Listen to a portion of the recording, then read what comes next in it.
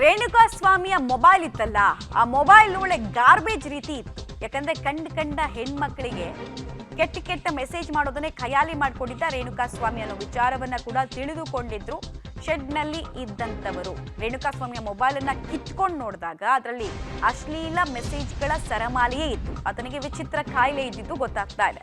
ಪವಿತ್ರ ಮಾತ್ರ ಅಲ್ಲ, ಇತರೆ ನಟಿಯರಿಗೂ ಕೂಡ ಮೆಸೇಜ್ಗಳು ತೀರಾ ಕೆಟ್ಟದಾಗಿ ಹೋಗಿತ್ತು. ಮತ್ತು ಇತರೆ ಹೆಣ್ಮಕ್ಳಿಗೂ ಕೂಡ ಕಂಡ ಹೆಣ್ಮಕ್ಳಿಗೂ ಕೂಡ ಈತ ಮೆಸೇಜ್ ಅನ್ನು ಮಾಡ್ತಾ ತನ್ನ ಮನಸ್ಸಿನ ವಿಕೃತಿಯನ್ನ ಆ ಮೊಬೈಲ್ನಲ್ಲಿ ಅಡಗಿಸಿ ಇಟ್ಟಿದ್ದನ್ನ ಕೂಡ ನೋಡಿದ್ದಾರೆ. ಸೊ ಇದನ್ನು ನೋಡ್ತಾ ಇದ್ದ ಹಾಗೆ ಇನ್ನಷ್ಟು ಕೋಪಗೊಂಡ್ರು ದರ್ಶನ್ ಮತ್ತು ಸಂಗಡಿಗರು ಅನ್ನೋದು ಗೊತ್ತಾಗ್ತಾ ಇದೆ. ಸೊ ಒಂದೊಂದು ಮೆಸೇಜ್ ಅನ್ನ ಓದ್ತಾ ಕೂಡ ಒಂದೊಂದು ರೀತಿಯಲ್ಲಿ ಹಲ್ಲೆಯನ್ನ ಜಾಸ್ತಿ ಮಾಡ್ತಾ ಹೋದ್ರು. ಸಿಕ್ಕ ವಸ್ತುಗಳಲ್ಲಿ ಆತನ ಮೇಲೆ ಹಲ್ಲೆ ಮಾಡೋದಕ್ಕೆ, ಕ್ರೌರ್ಯತೆ ಮೆರೆಯೋದಕ್ಕೆ ಆತನ ವಿಕೃತಿ ಕೂಡ ಅಷ್ಟೇ ಕಾರಣ ಆಗಿತ್ತು ಅನ್ನೋದು ಗೊತ್ತಾಗ್ತಾ ಇದೆ.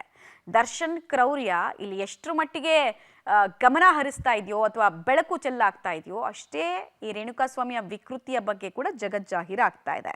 ರೇಣುಕಾ ಸ್ವಾಮಿಯನ್ನ ವಿಪರೀತವಾಗಿ ಹಲ್ಲೆ ಮಾಡೋದಕ್ಕೆ ಮುಂದಾಗ್ತಾರೆ. ಬಿಕಾಸ್ ಆ ಕಳಿಸಿದಂತಹ ಮೆಸೇಜ್ಗಳು ಅಷ್ಟು ಪ್ರಚೋದನೆಗೆ ಒಳಪಡಿಸುವಂತಿತ್ತು. ಶೆಡ್ನಲ್ಲಿ ಬಂದಂತಹ ದರ್ಶನ್ ರೇಣುಕಾ ಸ್ವಾಮಿಯ ಜೊತೆಗೆ ಮಾತುಕತೆಯನ್ನ ಕೂಡ ನಡೆಸಿದ್ರು. ಸಂಭಾಷಣೆ ಕೂಡ ಇಬ್ಬರ ನಡುವೆ ಆಗಿತ್ತು. ಆ ಸಂಭಾಷಣೆಯ ವಿವರವನ್ನು ಕೂಡ ಚಾರ್ಜ್ ಶೀಟ್ ನಲ್ಲಿ ಉಲ್ಲೇಖಿಸಲಾಗಿದೆ. ಡೀಟೇಲ್ಸ್ ಅನ್ನ ನೋಡ್ತಾ ಹೋಗೋಣ.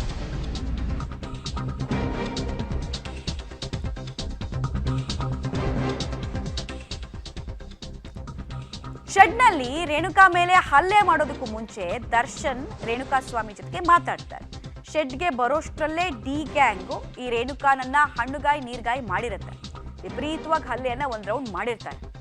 ಸಂಜೆ 4:30 ಸುಮಾರಿಗೆ ದರ್ಶನ್ ಪವಿತ್ರ ಗೌಡ ಜೊತೆಗೆ ಶೆಡ್ಗೆ ಎಂಟ್ರಿ ಆಗ್ತಾರೆ. ದರ್ಶನ್ ಬರೋಷ್ಟರಲ್ಲೇ ರೇಣುಕಾ ಮೇಲೆ ಮನಸ್ಸೋ ಇಚ್ಛೆ ಹಲ್ಲೆಯನ್ನ ಈ ಗ್ಯಾಂಗ್ನ ಸದಸ್ಯರು, ಕಿಲ್ಲಿಂಗ್ ಗ್ಯಾಂಗ್ನ ಸದಸ್ಯರು ಮಾಡಿರ್ತಾರೆ. ವಾಹನದ ಬಂಪರ್ ಮೇಲೆ ಆಯಾಸಗೊಂಡಂತೆ ರೇಣುಕಾ ಸ್ವಾಮಿ ಕೂತಿರ್ತಾನೆ.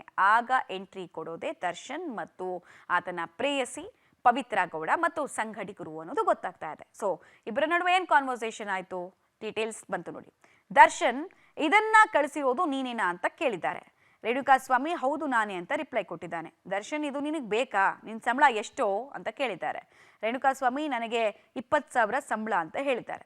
ದರ್ಶನ್ ಆಗ ನಿನಗೆ ತಿಂಗಳಿಗೆ 20,000 ಸಂಬಳ, ನನ್ನ ಮಗನೇ ಇವಳನ್ನ ಮೇಂಟೈನ್ ಮಾಡೋದಕ್ಕೆ ನಿಂಗೆ ಸಾಧ್ಯನಾ, ಈ ರೀತಿಯ ಕೆಟ್ಟ ಮೆಸೇಜ್ ಮಾಡಿದ್ಯಲ್ಲ ನೀನು ಅಂತ ಕೇಳಿದ್ದಾರೆ. ರೇಣುಕಾ ಸ್ವಾಮಿ ಸಂಪೂರ್ಣವಾಗಿ ನಿಶಕ್ತನಾಗಿದ್ದ, ಏನು ಕೂಡ ಮಾತಾಡೋ ಹಂತದಲ್ಲಿ ಆತ ಇರಲಿಲ್ಲ ಅನ್ನೋ ವಿಚಾರ ಕೂಡ ಗೊತ್ತಾಗ್ತಾ ಇದೆ. ಆಯಾಸಗೊಂಡು ಅವ್ರು ಕೇಳಿದಂತಹ ಪ್ರಶ್ನೆಗಳಿಗೆ ಸರಿಯಾಗಿ ಉತ್ತರ ಕೊಡುವಂತಹ ಸ್ಥಿತಿಯಲ್ಲಿ ಕೂಡ ಇರಲಿಲ್ಲ. ಅಟ್ಲೀಸ್ಟ್ ಆತನ ದೇಹದ ಮೇಲಾಗಿರುವಂತಹ ದೌರ್ಜನ್ಯ ನೋಡಾದ್ರೂ ಸ್ವಲ್ಪನಾದ್ರೂ ಬುದ್ಧಿಯಿಂದ ವರ್ತಿಸಿದ್ರೆ ಪ್ರಾಬಬ್ಲಿ ಇದೆಲ್ಲ ಆಗ್ತಿರ್ಲಿಲ್ಲ. ಬಟ್ ಆಗೋಗಿದೆ, ಅಲ್ಲಾಗಿದ್ದೇನು ಅನ್ನೋದನ್ನ ವಿವರಿಸೋ ಕೆಲಸವನ್ನ ಆರೋಪಿಗಳ ಕೃತ್ಯಕ್ಕೆ ಸಂಬಂಧಪಟ್ಟಂತೆ ಪೊಲೀಸರು ಚಾರ್ಜ್ ಶೀಟ್ ನಲ್ಲಿ ಉಲ್ಲೇಖಿಸಿದ್ದಾರೆ. ಸಂಭಾಷಣೆ ಈ ರೀತಿಯಾಗಿ ನಡೀತು ಮತ್ತು ಅವರ ಸಿಗ್ನೇಚರ್ ಲ್ಯಾಂಗ್ವೇಜ್ ಇದೆಯಲ್ಲ, ಬೈಗುಳ, ಅದನ್ನೆಲ್ಲ ಬೈದಿದ್ದಾರೆ ರೇಣುಕಾ ಸ್ವಾಮಿಗೆ. ಬರೀ ಬೈದಿದ್ದು ಮಾತ್ರ ಅಲ್ಲ, ಅವರು ಬಳಸುವಂತಹ ಸಿಗ್ನೇಚರ್ ಲ್ಯಾಂಗ್ವೇಜ್ ಅನ್ನ ಬಳಸ್ತಾನೆ ಹಲ್ಲೆಯನ್ನು ಕೂಡ ಮಾಡಿದ್ರು. ಮನಸ್ಸೋ ಇಚ್ಛೆ ಹಲ್ಲೆಯನ್ನ ಮಾಡಿದ್ದನ್ನ ಅವರೂ ಒಪ್ಕೊಂಡಿದ್ದಾರೆ, ಇತರೆ ಆರೋಪಿಗಳು ಒಪ್ಕೊಂಡಿದ್ದಾರೆ.